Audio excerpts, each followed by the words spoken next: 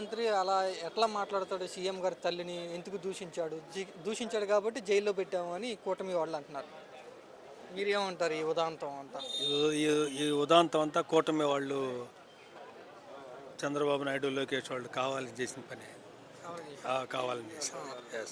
ఆయన మీద ఏం కోపం లోకేష్కి, చంద్రబాబు గారికి? వాస్తవంగా ఈయన వాయిస్ ఆఫ్ వైఎస్ఆర్ చెప్పి అది అందువల్ల ఇబ్బందులు పెట్టాలన్నా? ఇబ్బంది కావాలని పెట్టాలని. సరే, జైలుకి వెళ్ళాడు అంబటి రాంబాబు, బయటకు వచ్చారు. మరి వైసీపీ తరపున వాయిస్ వినిపిస్తాడా, సద్దుమనుకుంటాడా? ఖచ్చితంగా వినిపిస్తాడు, రెట్టింపు ఉత్సాహంతో వినిపిస్తాడు.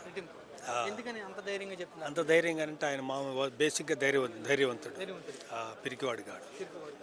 అందుకని అంతమంది వచ్చినా పారిపోకుండా డోంట్ కేర్ అన్నాడు.